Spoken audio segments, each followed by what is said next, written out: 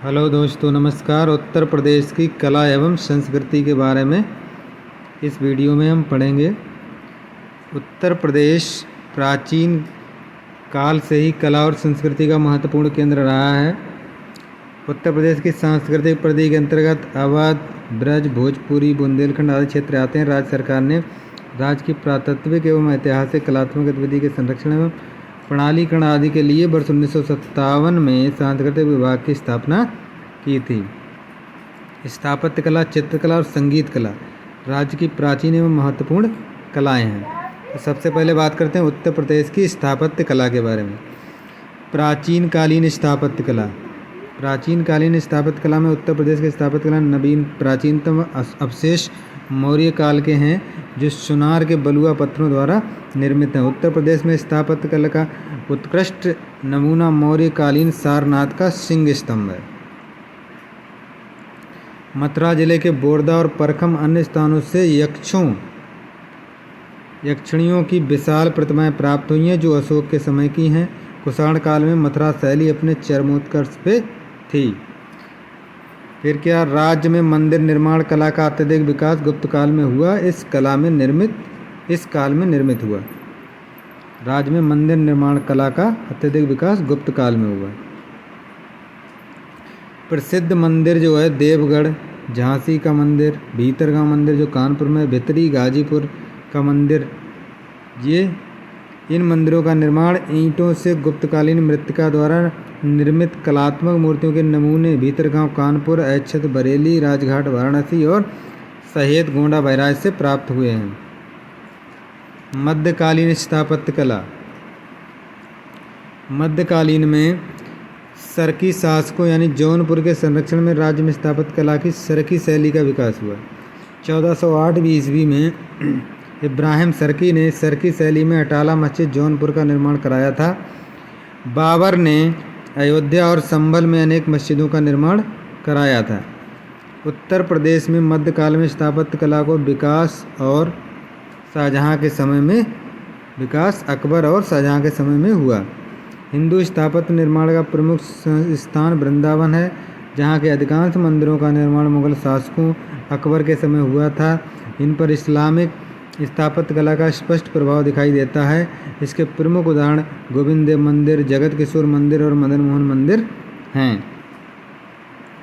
मुगल कालीन स्थापत्य कला की विशेषताओं में लाल बलुआ पत्थर एवं संगमरमर का उपयोग, चिकने और रंग बिरंगे फर्श व महीन पच्ची कारी का जड़ाऊ कार्य प्रमुख है। राज्य में मुगल कालीन स्थापत्य कला के उत्कृष्ट नमूने सिकंदरा में स्थित अकबर का मकबरा, फतेहपुर सीकरी एवं ताजमहल तथा लखनऊ में स्थित छोटा इमामबाड़ा एवं जामा मस्जिद आदि हैं। शाहजहाँ द्वारा बनाए गए ताजमहल का निर्माण मकराना संगमरमर से हुआ। आधुनिक कालीन स्थापत्य कला। आधुनिक कालीन की बात करें, आधुनिक काल में स्थापत्य कला का निर्माण मुख्य रूप से अवध के नवाबों तथा अंग्रेजों को द्वारा कराया गया। वाराणसी में 18वीं शताब्दी में निर्मित काशी विश्वनाथ मंदिर, दुर्गा मंदिर स्थापत्य कला के उत्कृष्ट नमूने हैं। आधुनिक काल में स्थापत्य कला लखनऊ कला के उदाहरण आसफुद्दौला का इमामबाड़ा, कैसरबाग स्थित मकबरा, लाल बारादरी, रूमी दरवाज़ा, हुसैनाबाद का इमामबाड़ा, छतर मंजिल, सहनजफ, केसरबाग स्थित महल, दिलकुशा उद्यान, रेजिडेंसी सिकंदर ताग आदि हैं। लखनऊ कला का सर्वाधिक उत्कृष्ट उदाहरण आसफुद्दौला द्वारा निर्मित बड़ा इमामबाड़ा का मेहराबदार हाल है। लखनऊ में आधुनिक कालीन स्थापत्य कला की प्रमुख विशेषताएं द्वार पर मकराकृति यानी मछलियों की आकृति और स्वर्ण छतरी से जड़ा गुंबद, मेहराबदार बड़े मरे और बहारादारियाँ, तहखाने तथा भूल भुलैया हैं। आधुनिक कालीन स्थापत्य में भवन निर्माण में ब्रिटिश तथा मुगल स्थापत्य का समन्वय भी देखने को मिलता है। उत्तर प्रदेश में चित्रकला। उत्तर प्रदेश में चित्रकला जो है उदाहरण प्रागैतिहासिक काल के कंदरा या मिर्जापुर शैली के शैलाश्रयों में निर्मित चित्र से लेकर आधुनिक युग तक विद्यमान है। राज्य की प्रमुख चित्र शैलियाँ निम्नलिखित हैं। मिर्जापुर शैली या कंदरा शैली। ये क्या प्राचीन शैल चित्रकारी के कुछ विशिष्ट नमूने मिर्ज़ापुर, सोनभद्र के लखनिया दरी, यानिकपुर, होशंगाबाद, जोगीमारा, रायगढ़ आदि के स्थानों से गुफाओं से प्राप्त हुए हैं। मिर्ज़ापुर की गुफाओं के प्रागैतिहासिक काल के चित्रों के भावों तथा घटनाओं को रेखाओं के माध्यम से चित्रित करते हैं। इन चित्रों में आखेट नृत्य की गतिविधियों के चित्रण की झलक देखने को मिलती है। मुगल शैली की नींव हुमायूं ने रखी थी। मुगल शैली को आगा शैली के नाम से भी जाना जाता है। हुमायूं ने फारस के चित्रकार मीर सैयद अली और ख्वाजा अब्दुस समद को अपने दरबार में स्थान दिया था। ख्वाजा अब्दुस समद द्वारा बनाए गए चित्र मुलसन चित्रावली में संकलित हैं। इस शैली के चित्रों में युद्ध, पशु पक्षियों, फूल पत्तियों, पौराणिक गाथाओं एवं मुगल राज दरबार के चित्र प्रमुख हैं। आईने अकबरी में बसावन, बसवंत, महेश, लाल मुकुंद, शावलदास सहित कुल 16 चित्रकारों के नाम दिए हैं। इस समय के 1200 चित्रों का संकलन जमजनाया में है। ये मीर सैयद अली के संरक्षण में पूर्ण हुआ था। जहांगीर के काल को मुगल चित्रकला का स्वर्ण युग कहा जाता है। जहांगीर ने आगरा में चित्रशाला का निर्माण कराया था। बुंदेली शैली चित्रकला की ये शैली जो है 16वीं शताब्दी के बाद अपने अस्तित्व में आई, जो राज दरबार से प्रभावित शैली थी। इस शैली की प्रमुख विशेषता यह है कि इसके चित्रों में खाली स्थान को भरने के लिए गहराई का एहसास कराया गया है। अपभ्रंश या कंपनी शैली, जिसमें कई सारी शैलियों का मिश्रण है। औरंगजेब काल में जब उसके द्वारा चित्रकला को संरक्षण देना बंद कर दिया गया तो उसे दौरान काशी नरेश ईश्वरी प्रसाद ने चित्रकारी को संरक्षण दिया। इन्हीं चित्रकारों के द्वारा अपभ्रंश या कंपनी शैली का विकास हुआ। राजपूती शैली, इस शैली का विकास जो है मुख्य रूप से कन्नौज तथा बुंदेलखंड के चंदेल राजाओं द्वारा हुआ। इस शैली में जनसामान्य के जीवन को दर्शक माना है। प्रेम कथाएं, लोक कथाएं, धार्मिक रीति रिवाज के विषयों पर चित्रकारी की गई है। जैन शैली में क्या है? ये शैली मथुरा में विकसित हुई है। भारतीय चित्रकला के इतिहास में कागज पर की गई चित्रकारी सर्वप्रथम इसी शैली में की गई। उत्तर प्रदेश में आधुनिक कालीन जो चित्रकला है उसमें क्या है? उत्तर प्रदेश 20वीं शताब्दी के आरंभ में आधुनिक चित्रकला का विकास हुआ। वर्ष 1911 में लखनऊ में कला एवं शिल्प महाविद्यालय स्थापना की गई तथा इसके प्रथम प्रधानाचार्य नेथेलियन हर्ड 1911 से 25 तक बनाए गए थे। वर्ष 1925 में कला एवं शिल्प महाविद्यालय का प्रथम भारतीय प्रधानाचार्य अमित कुमार हलदार को बनाया गया। ये रविंद्रनाथ टैगोर तथा अवनी बाबू के शिष्य थे। इनके द्वारा चित्रकला की बांस एवं हेम्पा नदियाँ 2 शैलियों के आरंभ की गई, जो बाद में लखनऊ शैली के रूप में विकसित हुई। वर्ष 1945 में ललित मोहन सेन तथा कला शिल्प महाविद्यालय के प्रधानाचार्य बने। इन्होंने पेस्टल तथा ऑयल पेस्टल से चित्र पर बल दिया।